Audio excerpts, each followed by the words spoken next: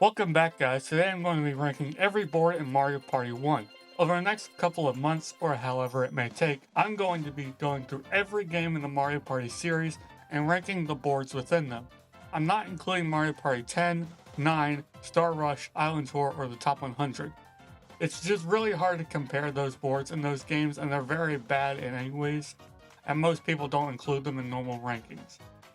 Also, I'm not going out of my way to buy a Wii U or 3DS just to play those games.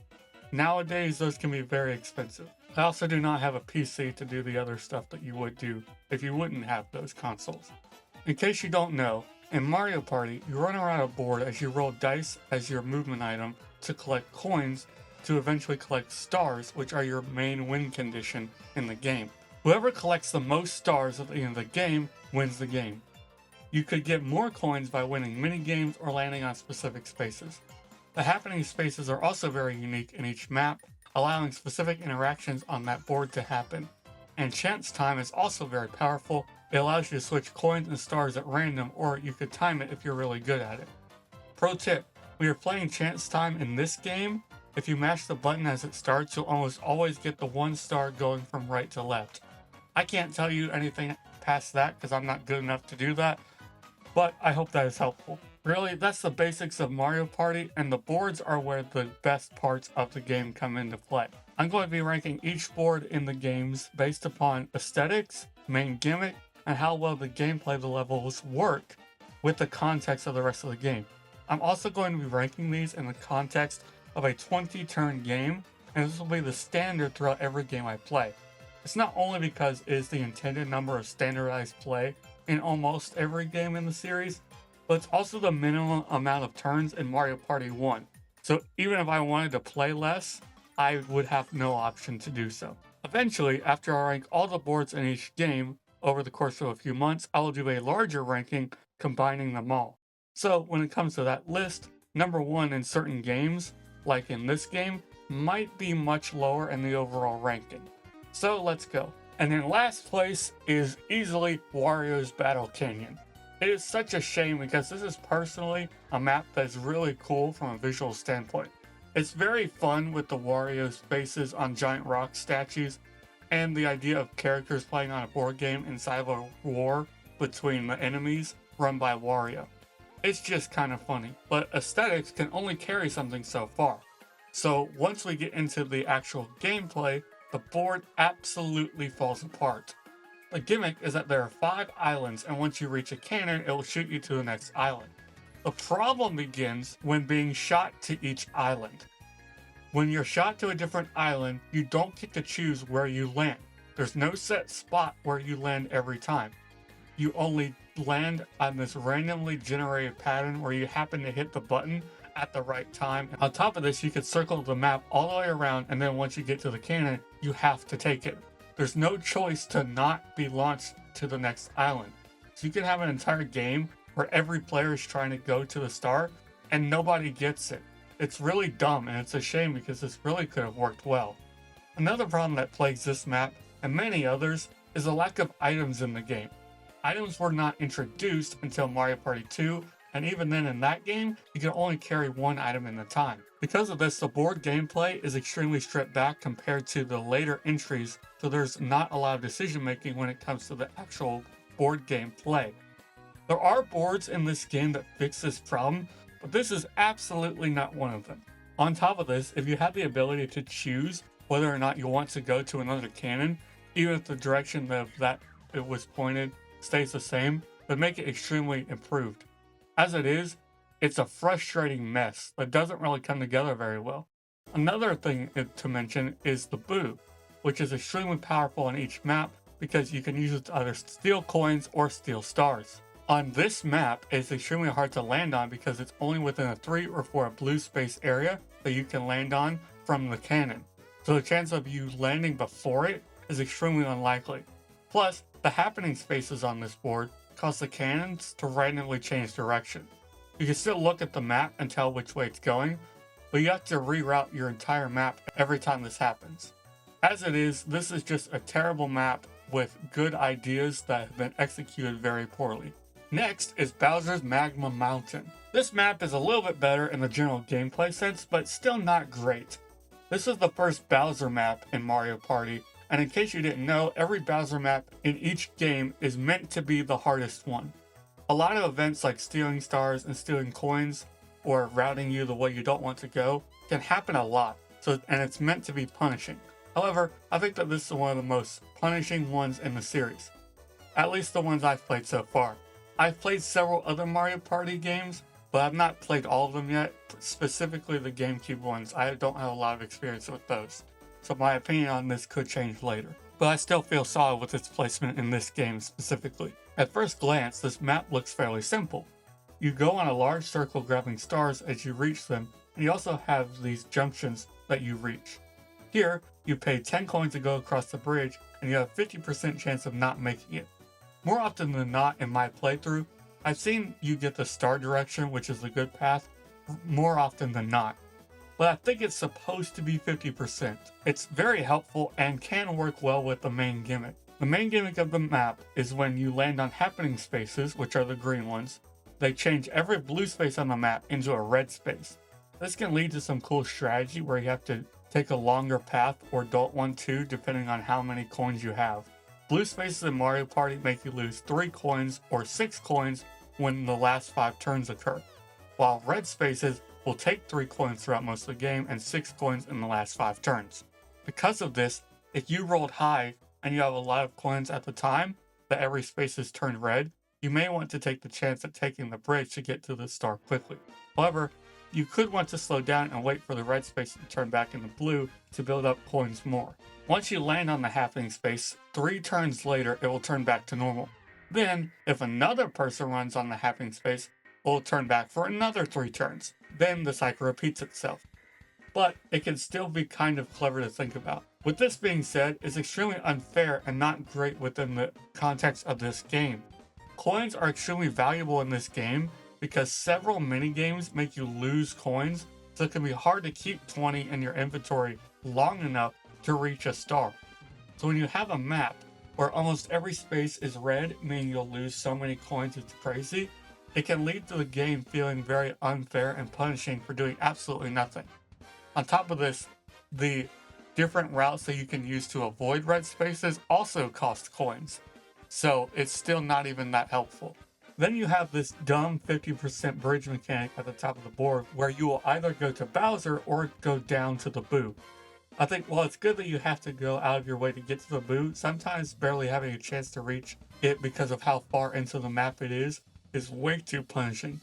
This map isn't the worst or nothing, but it's severely underbaked in my opinion and would work a lot better in a game with items and a better economy. Next up is Peach's Birthday Cake. I think this one is a decent step up from the other two. Although it's still not perfect, on this map, the star is always in the same spot, and when you land on happening spaces, you can spend 30 coins to make a piranha plant grow. Once the plant grows, if another player lands on it, you can actually steal the star from them. This is a great mechanic, but there are still some flaws with the map. For starters, they also put the giant Bowser zone near the end of the map next to the star. Here, you have to pay 5 coins to get a chance to either go left towards the star or right towards Bowser in this sort of roulette type of thing.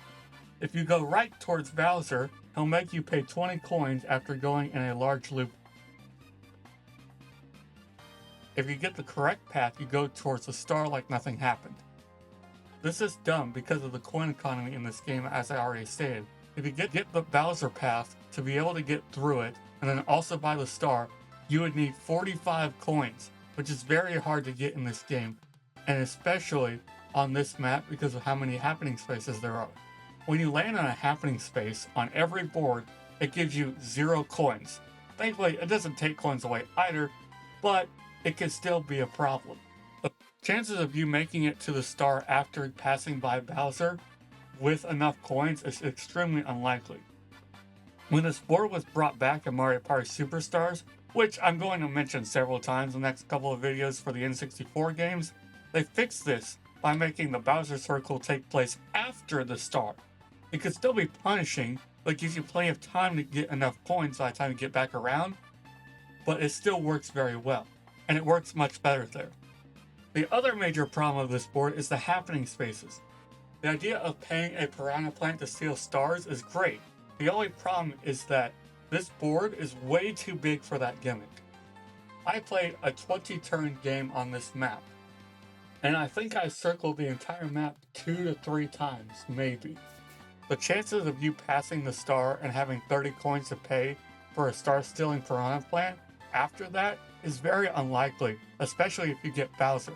Then on top of that, for your opponents to have stars and land on a stretch of 2 spaces on the entire map in a 20-turn game is also very unlikely. Again, both of these problems were fixed in Superstars. In that game, you not only have items to increase your movement, like double dice, triple dice, and custom dice, but when your opponent lands on a happening space, if you want to pay less, you can also make the piranha plant steal coins instead. Both of these problems make this version that is in Superstars infinitely better. Here, it's far too luck-based, and getting 10 coins from minigames to keep up your score is very important. I'd say out of every board in this game, this is the map where you need to keep your coin count high as much as possible. Because of how few chances there are to get coins on the map, you have to win so many through minigames. If you're lucky enough to place star steal traps using the piranha plant, it can be very helpful, and could probably happen more often on a 35 or 50 turn game. But as I said before in the intro, I'm ranking these based off 20 turn games, which is the standard amount.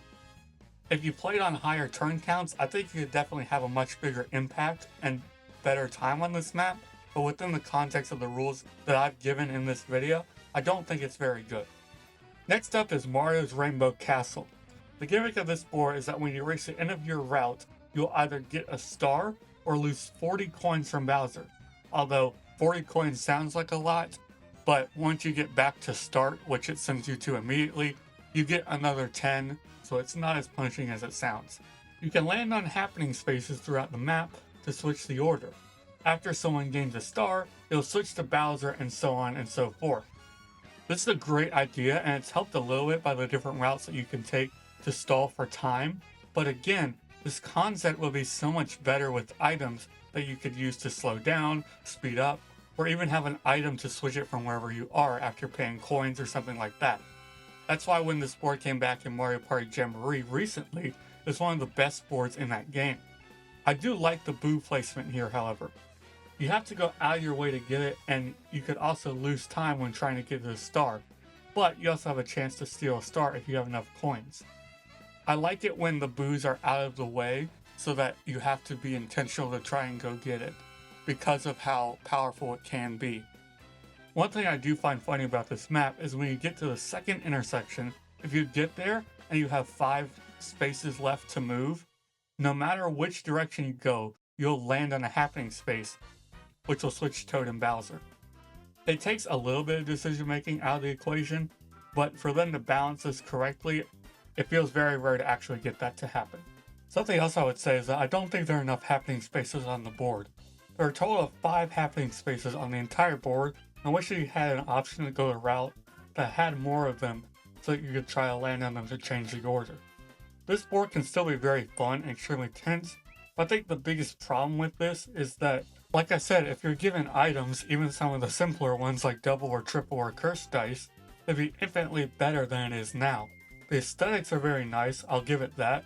It still feels very nerve-wracking to play through because you never know when someone's going to land on a happening space, and it makes you rush to the end or slow down. But as it stands, it's a good concept with not great execution within the context of the game provided. And now for the verse of the day. Isaiah chapter 25 verse 1 says, "Lord, you are my God. I will exalt you and praise your name. For in perfect faithfulness you have done wonderful things, things planned long ago." Next up is Yoshi's Tropical Island. I really like this one. I think the final 4 are definitely the best that Mario Party 1 has to offer. This map is split up into 2 separate islands that are separated by bridges. To cross these bridges, you have to pay a certain number of coins, and that number is changed by how many each player is willing to pay, with a cap of 50. I think this works quite well because you can either pay 1 or 2 or 3 coins and do minimal damage to yourself, or you could make the price skyrocket to an insane level, making it nearly impossible for other players to reach this other side. However, the other gimmick on this map can make it a detriment to you. The other gimmick has one island holding the star and the other holding Bowser. If you get to the start, you pay 20 coins. However, if you get to Bowser, he makes you pay 40 coins before you can move on. If you don't have that, he'll just take all your coins. I think these two gimmicks work well with each other. Every happening space on the board will switch the position back and forth for Bowser and Toad. However, the star will always start on the right side. The right island I often find to be the better one simply because it has the boo on that side. Meaning, if you can avoid the happening spaces, you can farm coins by winning minigames and stealing coins from other players with the boo. Adding items definitely makes it better, but not having items doesn't hurt it as much as other maps do. It feels very random when someone's going to land on a happening space. It feels like more of a risk to stay on one side of the island or the other, with Bowser hopping from back and forth to switch the star spot wherever you get it. While it's still definitely better with items because you can plan your routes much better or use a custom dice to land on it specifically, it still can be very fun. Next up is the final unlockable board in the game, and that is Eternal Star. When I mention the final boards in each game, I'm also going to tell you how to unlock them, just because it might be helpful for other people. So to unlock Eternal Star, you have to get 100 stars in normal board game play. And that is an insane amount. On top of that, it only counts for human players at the time. Any stars that the CPUs gain are useless to you. So, if you play like I did for most of my footage, I was only playing with one person, and I would only get like 2 or 3 stars per game. I eventually switched to play with 2 characters, that being Yoshi and Wario, as you see throughout the playthrough, to get a few extra before I started grinding out the rest. After recording the footage for the 7 main boards and having played this game a little bit in the past on this save file, I still need about 50 stars to unlock Eternal Star. So the method I found online to do this the best way was to make 4 CPUs play a 50 turn game, and then with 1 turn left, switch all the computer players to human players, and you gain every star that way. By doing this, I gain about 15 to 20 stars every time. So it's not the most efficient method, but you don't actually have to play it. You can just let it run in the background. And that's fair enough. But for anyone who didn't know this strategy, this would have taken them forever. I think it's one of the worst unlock requirements I've played in fighting games in a while. At least for something that was not just an achievement or whatever. I don't care a lot about achievements in games. I care a lot more about finishing a task in a game to unlock something useful, like characters in a fighting game or new cars and tracks in racing games. But how does the board itself play? Eternal Star is a great board, and I think it works very well with the mechanics of the game. The gimmick of this board is 2 things. The first is that there are 7 stars on the board at once, scattered throughout the map, and once you get to Baby Bowser holding the star, you have to roll against him and get higher than him to gain the star. Now, this is a very rare event for you to actually roll lower than him because it will always guarantee you either get 8, 9, or 10. But it's still a neat little gimmick and can be very impactful when you lose. It does give it more weight when you lose too, and can really shake up the gameplay. On top of this, the other gimmicks are these portals or teleporter things. These allow you to traverse the map very quickly, and it's often that you'll run across several stars in your turn because you don't have enough coins yet. This may sound like a bad thing, but I really don't think it is because of how many stars are present. There are several single player minigames throughout the map, much more than others that I've counted, including one very close to the start that could allow you to gain coins quickly. Single player minigames in this game allow the first player to land on it to do a quick challenge that will grant the winner 10 coins, and it never goes away as well. So after completing that task and winning the first minigame, you could have enough coins to buy a star already. It puts a good emphasis on winning coins throughout the map, but the game doesn't punish you like on Bowser's Magma Mountain. There are not many spots where you can lose coins, and there's a lot more chances to gain it in this map compared to others. The other thing to mention is that in the middle of the map, Bowser is waiting for you to steal a star no matter what. Once you get to a certain teleporter, he will steal a star regardless. I think that at first that sounds harsh, but because of how many stars are floating around and the ability to plan out your route very well, I don't think it's that bad. If anything, it's a way to get newer players to pay more attention to their routing which I think works quite well. I also like that the teleporters will always send you in the same direction, other than the one that is right next to Bowser, because I think it's kind of random. You would think that the happening spaces on this board switch the position of stars or change the direction of the teleporters or something like that, but instead, it sends every player back to start. And I think it's a good mechanic. While it can be punishing, it allows people to strategize when to land on it so that other players cannot get the star before you do. Again, this would be better with items, and almost every map in this game would be, but I think it works fine because there's enough strategy in your routing and things like that to make it count. One thing I will say that is a little bit annoying about this map is it's very visually cluttered. You not only have all the stars all over the map, and a lot of the stars are scribbled on by Baby Bowser and his siblings. It just makes the map look like a bunch of stuff on it, and it can be confusing to tell what is important and what is not. It's a fun aesthetical choice, but it wasn't executed the best, especially on the N64 when all the maps look like a flat 2D background. Overall, this is a very good board in Mario Party 1. And in second place, we have DK's Jungle Adventure. And for being the first board that you play in the game and in the series, assuming you're going in order, I'd say this is really good. It gives you a lot of strategy to your movement in a game that does not have items. This board and the one coming up are the most normal and standard Mario Party boards, and I think it works very well for a game without items. It has a normal layout with a few happening spaces that are specific to that board that shake up the gameplay. I think it's the best kind of Mario Party map.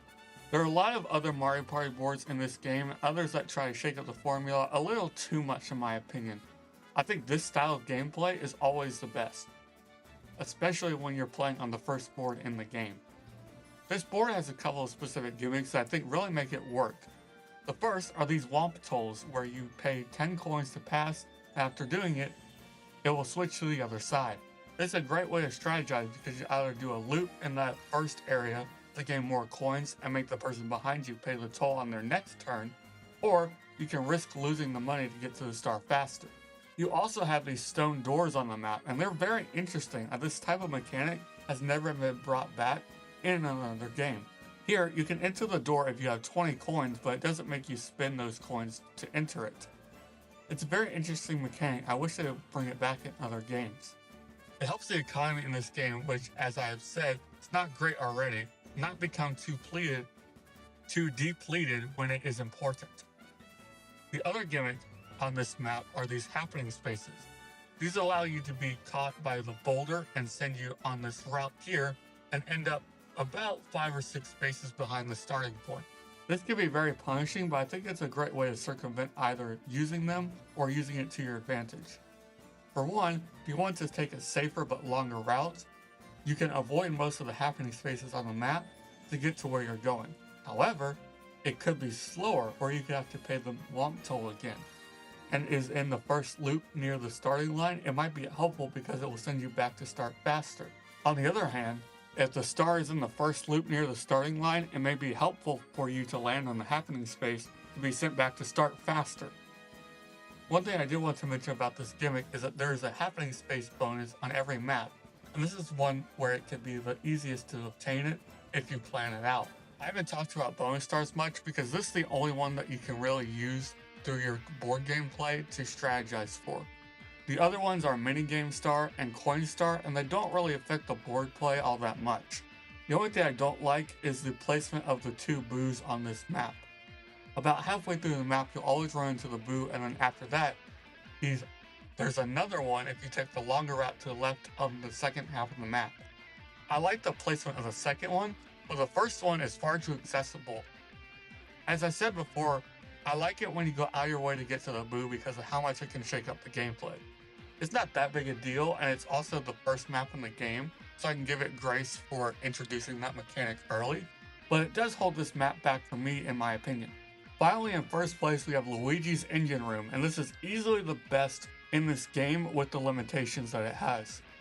The gimmick of this board is that you have these blue and red walls that will always switch on every turn, and when one of the walls is up, you cannot go that direction. It works really well with not having items in this game, although obviously it would be better, but I think this map circumvents that problem very well. For starters, there are a lot more alternate paths to either stall or speed up your progress to get to the star quicker. This is something that many other boards in this game sorely lacked. Another thing is that you can pass these little piston guys, and you can pay them coins to lower it and raise the platforms as much as you wish. It makes this board extremely engaging, and you can make it a nightmare for other players. On top of this, they really put these little dudes in the perfect positions. There are 3 or 4 wall spots on this map, and behind 2 of them, they allow you to change it as needed. It's in the perfect spot, so it doesn't feel like you're too far away from it to make an impact.